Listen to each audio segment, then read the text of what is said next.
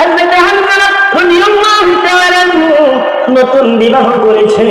নতুন বিবাহ করার পরে তিনি রাত্রি যাপন করেছেন, বিবির সাথে রাত্রি যাপন করেছেন।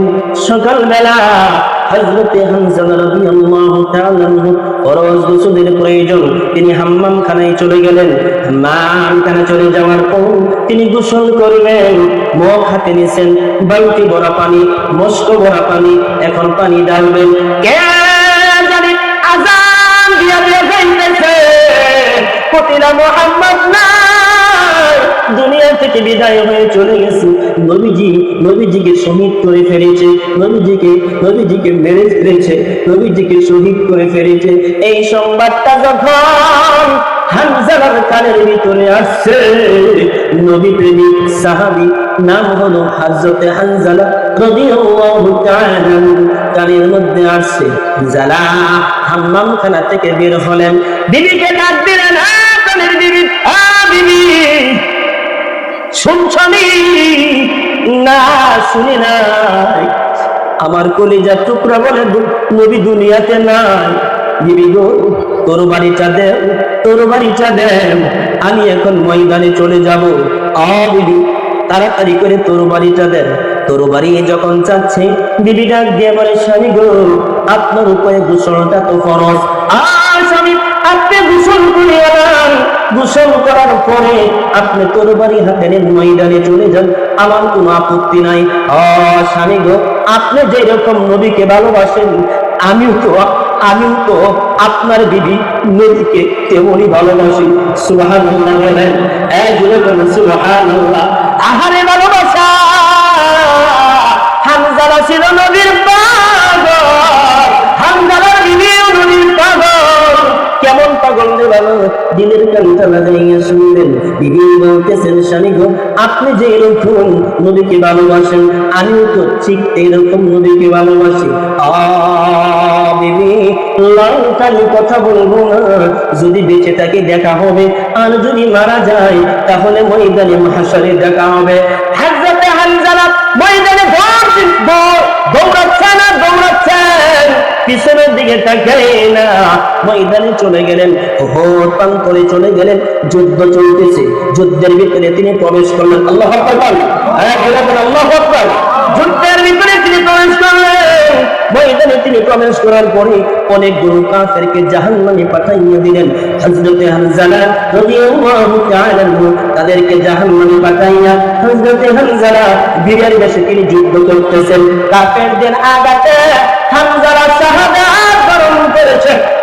ওই মাঠের ভিতরে যুদ্ধ যখন শেষ হয়েছে, আমার আপনার কলিজার টুকরা নবী রাহমাতাল লিল আলামিন জনাব মুহাম্মদুর রাসূলুল্লাহ সাল্লাল্লাহু আলাইহি ওয়াসাল্লাম সাহাবীদেরকে ডাক দিয়ে বলেন, ও সাহাবারা গো, সাহাবারা, এই উহুদের ময়দানে যারা শহীদ হয়েছে, শহীদের লাশগুলো একত্র করো আর কবর খনন করো। আল্লাহু আকবার।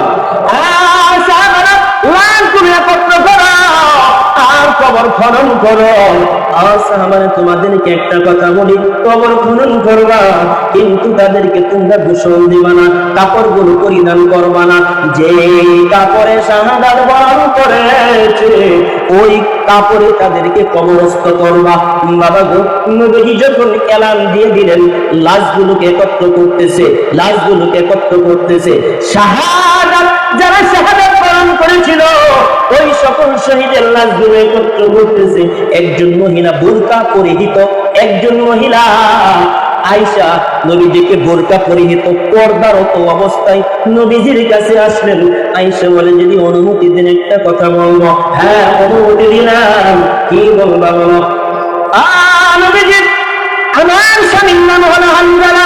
নবীজি গো, আমার স্বামী, আপনার সংবাদ তার কানের মধ্যে গেছে, কতিলা মুহাম্মদ দুনিয়া থেকে বিদায় হয়ে চলে গেছে।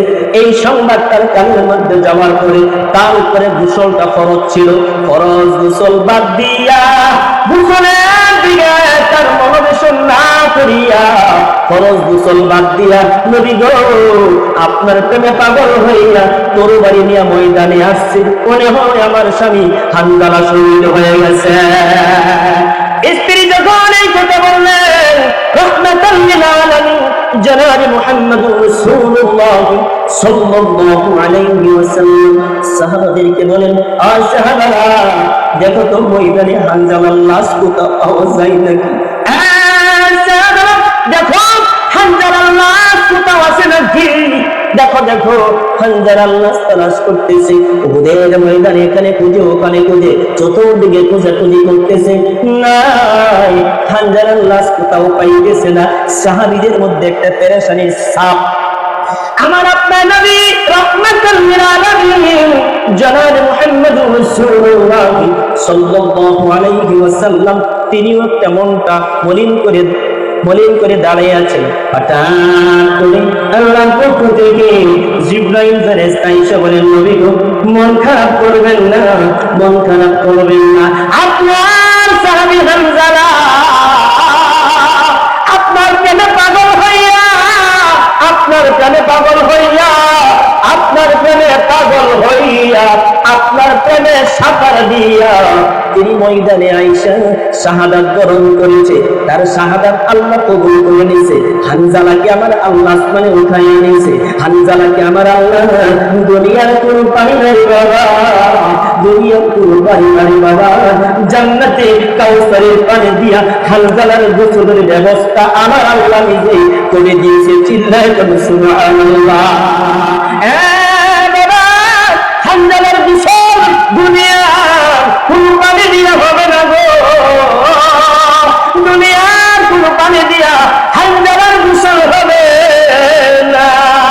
হানজালার গোসল হয়েছে আসমানি আল্লাহর রহমতের ফেরেশতা কাউসারের পানি দিয়া হানজালার গোসলটা সম্পূর্ণ করলেন। কিতাবের ভিতরে আছে রাহমাতুল লিল আলামিন বলেন, আকাশের দিকে তাকানোর জন্য নবীজিকে বলেন, নবীজি আকাশের দিকে তাকালেন, দেখতেছেন হানজালা, আল্লাহ সুবহানাল্লাহ বলেন, হানজালাকে মাটির মধ্যে নামালেন।